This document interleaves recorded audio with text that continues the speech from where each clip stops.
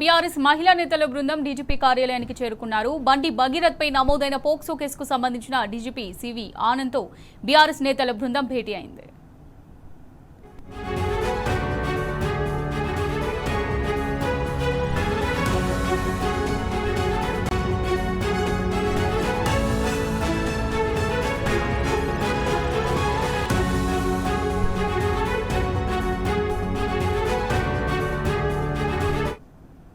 Right కా దీనికి సంబంధించి మరిన్ని డీటెయిల్స్ మా రిపోర్టర్ అక్రమ్ అందిస్తారు.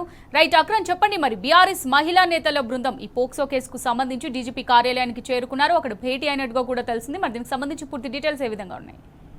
అమూల్య, ఈ నెల 8న అయితే బండి సంజయ్ కొడుకు బండి భగీరథ్ మీద పోక్సో కేసు నమోదైన విషయం మనకు తెలిసింది. అయితే ఈ విషయం పైన బీఆర్ఎస్ పార్టీకి చెందిన మహిళా నేతలు మాజీ మంత్రి సత్యవతి రాథోడ్, మాజీ ఎమ్మెల్యే గొంగిడి సునీత, ఉమా, మాజీ జడ్పీ చైర్పర్సన్ అయితే ఇప్పుడు డీజీపీని కలవడానికి వచ్చారు. డీజీపీ కార్యాలయానికి లోపలికి వెళ్లారు. ఇదే విషయంపై బండి సంజయ్ కుమార్ బండి భగీరథ్ పై నమోదైన పోక్సో కేసుకు సంబంధించిన విషయంపై అయితే దర్యాప్తుకు సంబంధించిన విషయాలపై అయితే మాట్లాడేందుకు అయితే లోపలికి వెళ్లారు. ఏదైతే ఈ నెల 8వ తారీఖున కేసు నమోదైన విషయం మనకు తెలిసింది. అయితే పోక్సో చట్టానికి సంబంధించిన కామన్ ప్రొసీజర్స్ ను పోలీసులు ఫాలో అవ్వడం లేదంటూ కూడా రాష్ట్ర వ్యాప్తంగా తీవ్ర నిరసన వ్యక్తమవుతున్నాయి. బండి సంజయ్ కేవలం కేంద్ర హోంశాఖ సహాయ మంత్రి కావడం వల్ల ఈ కేసు నీరుగారుతుందంటూ కూడా సర్వత్ర విమర్శలు వస్తున్నాయి. ఈ విషయంపై రాష్ట్ర ప్రభుత్వం కూడా చూసి చూడనట్టు వ్యవహరిస్తున్నారండి. సీఎం రేవంత్ రెడ్డి బండి సంజయ్ కొమ్ము కాస్తున్నారంటూ కూడా సర్వత్ర ఆగ్రహం వ్యక్తమవుతుంది. అయితే బండి భగీరథ అసలు దేశం విడిచి పారిపోయారన్న అనుమానం కూడా తావిస్తుంది.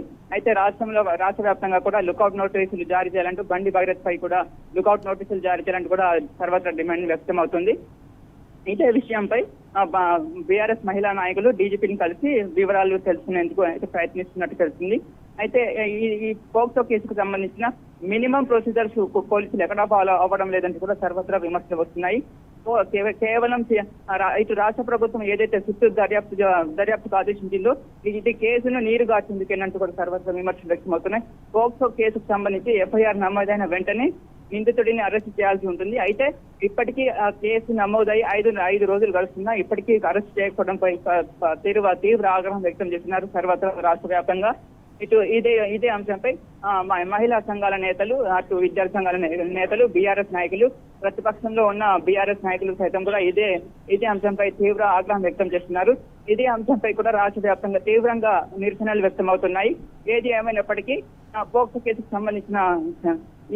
సంబంధించిన వివరాలపై పోలీసులు చాలా నెమ్మదిగా వ్యవహరిస్తున్నారంటూ కేసు దర్యాప్తును నెమ్మదిగా సాగిస్తున్నారంటూ కూడా తీవ్ర ఆగ్రహం వ్యక్తం అవుతుంది. Amulya. Right, thank you Akram.